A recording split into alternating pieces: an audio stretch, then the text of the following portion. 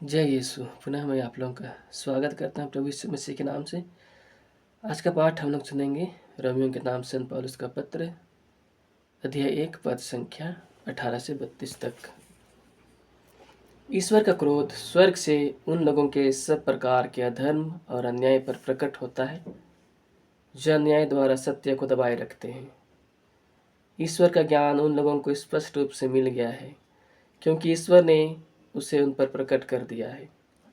संसार की सृष्टि के समय से ही ईश्वर के अदृश्य स्वरूप को, उसकी शाश्वत शक्तिमत्ता और उसके ईश्वरत्व को बुद्धि के आँखों द्वारा उसके कार्यों में देखा जा सकता है। इसलिए वे अपने आचरण की सफाई देने में असमर्थ हैं, क्योंकि उन्होंने ईश्वर को जानते हुए भी उसे समुचित आदर और धन्यवाद नहीं दिया। उनका समस्त चिंतन व्यर्थ चला गया और उनका विवेकहीन मन अंधकारमय हो गया। वे अपने को बुद्धिमान समझते हैं, किंतु वे मूर्ख बन गए हैं। उन्होंने अनश्वर ईश्वर की महिमा के बदले नश्वर मनुष्य, पक्षियों, पशुओं तथा सर्पों की अनुकृतियों की शरण ली है। इसलिए ईश्वर ने उन्हें उनकी घृणित वासनाओं का शिकार होने दिया और वे एक दूसरे के शरीर को अपवित्र करते हैं। उन्होंने ईश्वर के सत्य के स्थान पर झूठ को अपनाया और सृष्ट वस्तुओं की उपासना और आराधना की, किंतु उस सृष्टिकर्ता की नहीं जो युग युगों तक धन्य है। आमीन। यही कारण है कि ईश्वर ने उन्हें उनकी घृणित वासनाओं का शिकार होने दिया। उनकी स्त्रियां प्राकृतिक संसर्ग छोड़कर अप्राकृतिक संसर्ग करने लगी। इसी प्रकार उनके पुरुष भी स्त्रियों का प्राकृतिक संसर्ग छोड़कर एक दूसरे के लिए वासना से जलने लगे। पुरुष पुरुषों के साथ व्यभिचार करते और इस प्रकार वे अपने भ्रष्टाचार का उचित फल अपने शरीर पर भोग रहे हैं। उन्होंने ईश्वर का सच्चा ज्ञान प्राप्त करना उचित नहीं समझा, इसलिए ईश्वर ने उन्हें उनकी भ्रष्ट बुद्धि पर छोड़ दिया, जिससे वे अनुचित आचरण करने लगे। वे हर प्रकार के अन्याय, व्यभिचार, लोभ और बुराई से भर गए। वे ईर्ष्या, हत्या, बैर, छल कपट और दुर्भाव से परिपूर्ण हैं। वे चुगलखोर हैं, परनिंदक, ईश्वर के बैरी, दृष्ट, घमंडी और डींग मारने वाले हैं। वे बुराई करने में चतुर हैं, अपने माता पिताओं की आज्ञा नहीं मानते और विवेकहीन तथा अविश्वासी हैं। उनमें प्रेम और दया का भाव है। वे ईश्वर का यह निर्णय जानते हैं कि इस प्रकार के कर्म करने वाले प्राणदंड के योग्य हैं। फिर भी वे न केवल स्वयं यही कुकर्म करते हैं, बल्कि ऐसे कुकर्म करने वालों की प्रशंसा भी करते हैं। यह प्रभु की वाणी है। ईश्वर को धन्यवाद। ख्रिस्त में प्यारे माता पिता, भाई बहनों एवं छोटे बच्चों, आज के पाठ के द्वारा हमें शिक्षा मिलती है कि वह सर्वशक्तिमान परमेश्वर, सच्चा परमेश्वर कौन है। अर्थात वह परमेश्वर जिसने स्वर्ग और पृथ्वी को बनाई, पूरी सृष्टि को बनाई, पूरे ब्रह्मांड को बनाई, हम सभी को बनाई। वह परमेश्वर के बारे में सृष्टि के समय से ही, शुरू से ही लोगों को ज्ञान मिला है, लेकिन बहुत सारे लोग उन ज्ञानों को देखते हुए भी, प्रभु की चिन्ह चमत्कारों को देखते हुए भी उन पर विश्वास नहीं करते हैं और विभिन्न प्रकार की चीज़ों में ईश्वर को खोजते हैं।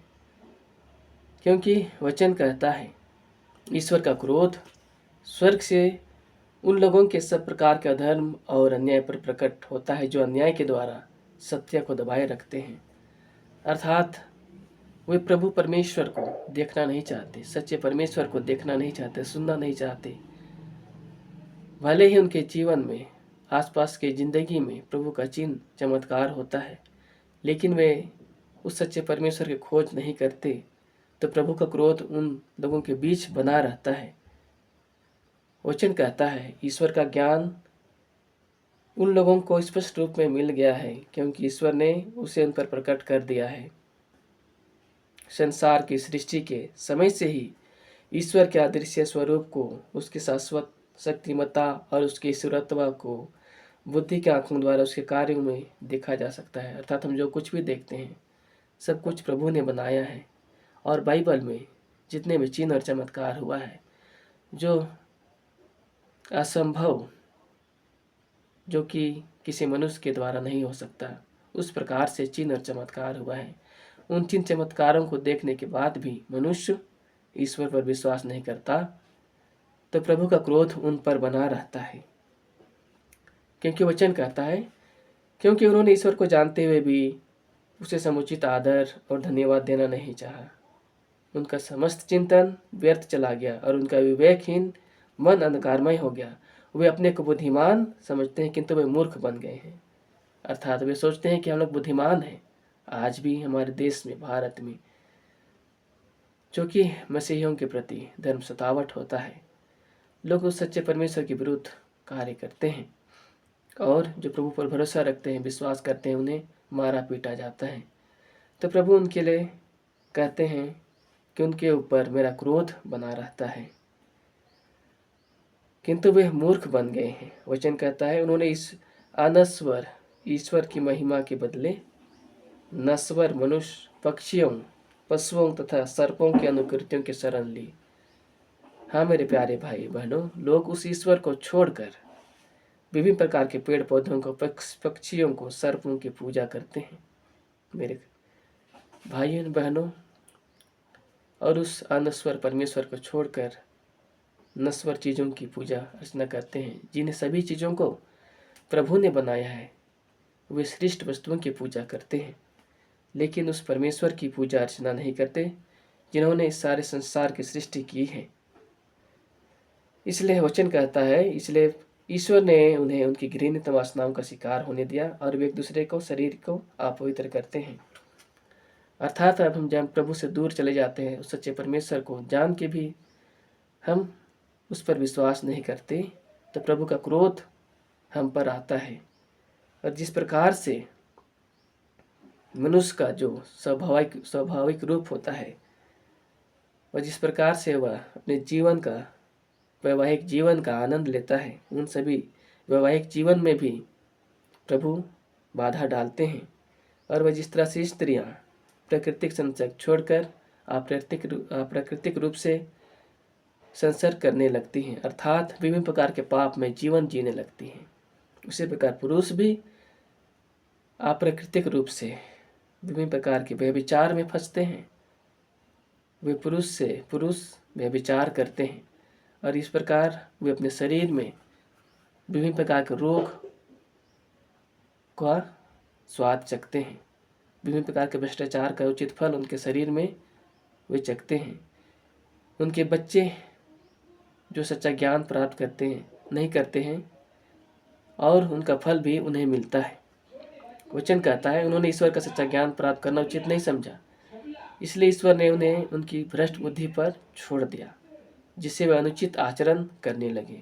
वे हर प्रकार के अन्याय, व्यभिचार, लोभ और बुराई से भर गए। वे ईर्ष्या, हत्या, बैर, छल कपट और दुर्भाव से परिपूर्ण हैं। वे चुगलखोर हैं, पर निंदक, ईश्वर के बैरी, दृष्ट, घमंडी और डींग मारने वाले हैं। वे बुराई करने में चतुर हैं, अपने माता पिताओं की आज्ञा नहीं मानते और विवेकहीन तथा विश्वासी हैं। उनमें प्रेम और दया का अभाव है।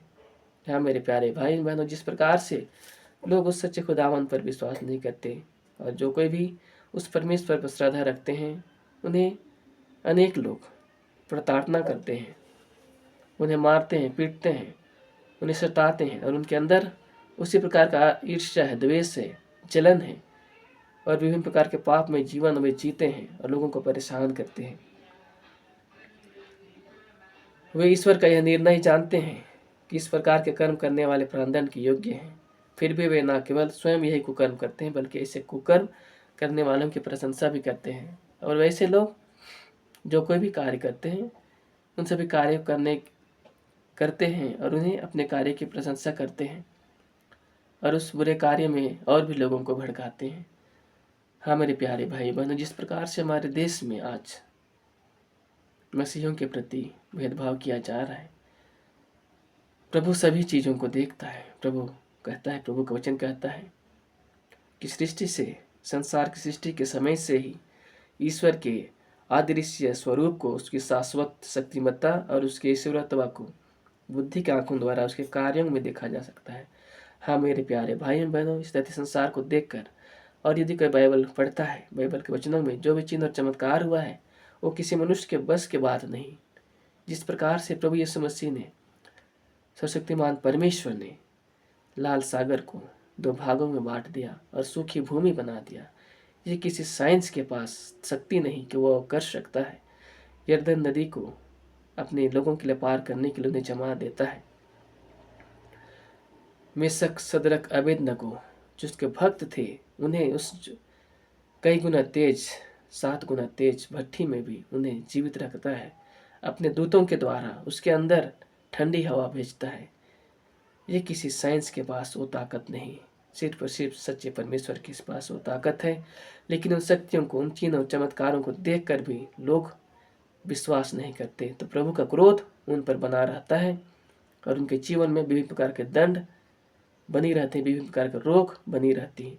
ताई भाई बहनों जो आज इन वचनों को सुन रहे हैं, शायद पहली बार सुन रहे हैं, शायद आप प्रभु को नहीं जानते, उस परमेश्वर को नहीं जानते जिसने धरती संसार की सृष्टि की है, रचना की। तो आप विश्वास करें, एक बार आप बाइबल पढ़ें।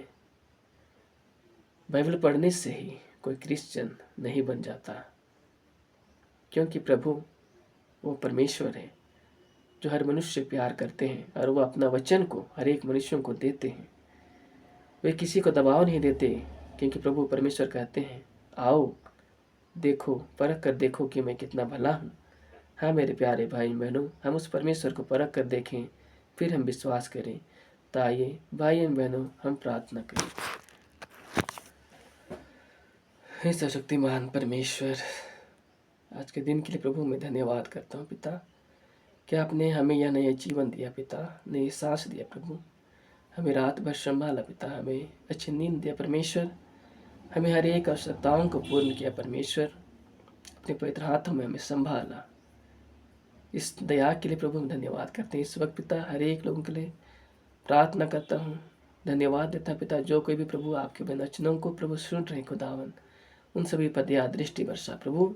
और जो कोई भी भाई बहन प्रभु इन वचनों को पहली बार सुन रहे खुदावन, उन सभी पर दया दृष्टि करके प्रभु वे आपके प्रेम को प्रभु, दया को प्रभु, करुणा को प्रभु समझ सकें, क्योंकि प्रभु आपने कहा है, परख कर देखो कि मैं कितना भला हूँ। हाँ मेरे परमेश्वर, आप किसी को दबाव नहीं देते कि लोग आपकी ओर खींचे चले आए, लेकिन परमेश्वर तो सत्य है, तो सत्य है।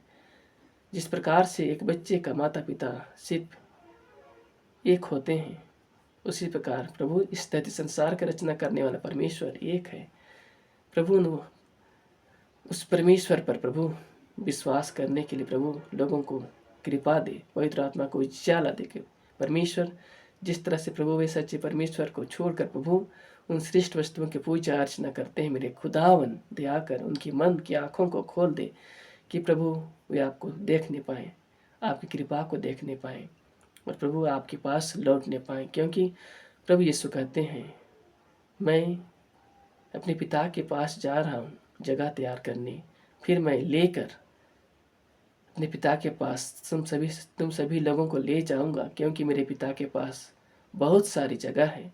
यदि जगह नहीं होता तो मैं बता देता, मेरे भेड़शाला में अनेक भेड़ हैं, लेकिन बहुत सारे भेड़ जो अलग हैं उन्हें भी मुझे अपनी भेड़शाला में ले आना है। हाँ मेरे परमेश्वर, हाँ मेरे खुदावन, आपका आने का वक्त प्रभु निकट है। हाँ मेरे परमेश्वर, द्वितीय आगमन निकट है प्रभु। आपका आशीष दे, कृपा दे कि प्रभु सच्चे खुदावन पर लोग विश्वास करने पाए। मेरे परमेश्वर, आपका वचन प्रभु, आपने कहा है अंतिम समय में मैं हर एक लोगों पर अपनी आत्मा उड़ेल लूँगा और वे आपकी बेटी बेटियाँ भविष्यवाणी करेंगी और सच्चे परमेश्वर का गवाह बनेंगे। हाँ मेरे परमेश्वर, उससे पहले कि प्रभु ये सभी घटनाएं घटे, उससे पहले प्रभु आपके पास लोग लौटने पाए, सच्चे परमेश्वर को पहचानने पाए।